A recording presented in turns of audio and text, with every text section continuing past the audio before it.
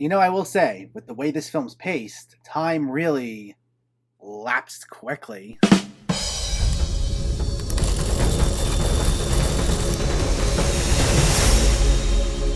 What's going on, everyone? Welcome back to my channel. Today, we're talking about a brand new VOD release, Lapsis. Let me know in the comments before we begin what your thoughts on this movie were. If you already saw it, if you're excited for it, if you weren't planning on seeing it, if you even heard of it, let me know in the comments below so we can discuss. Also, make sure to hit that thumbs up button if you like these reviews, as it helps me out immensely by getting my channel out there and growing the community. And if you are new here, I hope you consider hitting that subscribe button so you can stay up to date with reviews of new releases, older films, hidden gems, and so much more on a near daily basis. But let's not waste any more time and let's talk about Lapsis. This stars Dean Imperial as Ray, a delivery man struggling to support himself and his ailing young brother. He takes a strange job in a strange new realm of the gig economy that has some questionable intentions. This is written and directed by Noah Hutton, and this is his second feature film. And this had a run during last year's festival circuit before landing on VOD this past weekend. It mostly features a cast filled with newer or unknown actors. The biggest name on here is Arliss Howard, or Private Cowboy from Full Metal Jacket, and he's here as a doctor, and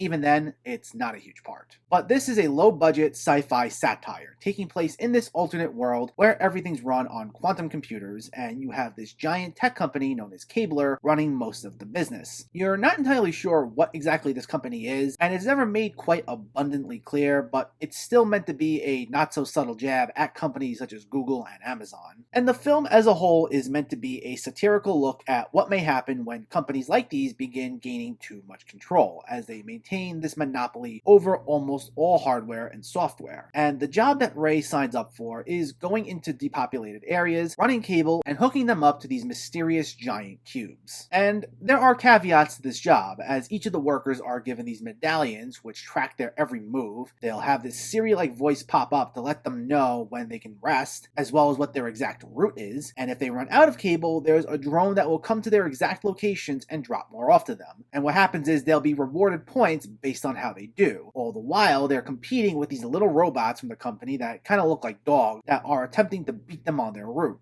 And if that happens, their pay is docked. It's quite an interesting premise that looks to highlight the rise of automation and the way in which it's threatening to replace actual workers and make them unemployed. And while the premise sounds absurd, this is an issue that does ring true in real life, and there is this level of authenticity to the film that Hutton brings out well. This is especially noted by focusing on Ray, who, while seeming like this schlubby, cartoonish sort of guy, is really someone who we've all come across in real life. The film takes place in New York City, and he embodies that New York tough guy look, and he's someone who's very against getting on board with new technology. Like early on in the film, he gets a parking ticket because he doesn't know the new parking rules, and that's because he doesn't have a quantum computer, which stems from him being set in his ways of not getting new technology. Yet the way the society now communicates is almost exclusively through quantum computers. So we've all run into someone like that, and I thought it made him a fun protagonist. And while these aren't all the most complex characters around, they are quite enjoyable to follow. The film is very dialogue heavy, as we watch them sitting around and we get a lot of exposition regarding the rules of this world. And while sometimes the dialogue can go on for just a bit too much, it's because of the delivery of all these actors, ranging from Ray's neighbors to the people who work at Cabler, that makes it still fairly intriguing. It's a film that's very pro-worker. As the film goes on and Ray starts meeting all these people who he works with at Cabler, there's a lot of talk about labor strikes, unionizing, and rallying against giant corporations, all done through this sci-fi lens. So there's a great message layered in there. The thing I'd say though is, from a storytelling perspective, it peaks around the halfway point or so, and it loses steam in the final third. The thing is, as I mentioned, aspects about the company are left purposely vague, so what happens is, as the film goes to highlight more how things are really shady with this company, we're not quite entirely sure what it is the characters are referencing, or what the stakes are exactly. And we get a finale that leaves things a bit too vague for me. Like, I think the purpose was to get you to think and ask questions, and it does, but not in the way the film wanted to. I think it needed to give us a little more to work with,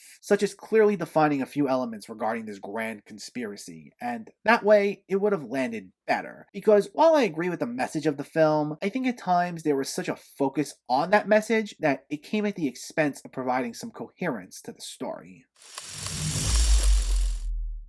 This isn't bad. I really like this film's originality and its satirical approach at tackling subjects like automation and the rise of large tech companies. You had some unique, enjoyable characters to follow who provided some fun elements of dark comedy, and it made the runtime go by quickly. Unfortunately, it begins way better than it ends. Not that I hate the ending, but it definitely runs out of steam in that final third, and if it hadn't, this would have been great. Still, it's got a solid message, and it's a decent enough debut from Noah Hutton, and I look forward to whatever else he's up to next. This is on VOD now, so you can rent it for not even $5, and it's solid enough for at least a casual watch. Lapsis gets a 6.5 out of 10. So let me know, did you see Lapsis, or are you planning to see it, and what were your thoughts? Did you like the story? What's one of the stranger movies that you've seen lately? Let me know in the comments below so we can discuss. Also, if you enjoyed this video, please like it and share it, and for more movie reviews and film discussion, please make sure to hit that subscribe button to stay updated. Thanks for watching everyone, and keep having fun with film.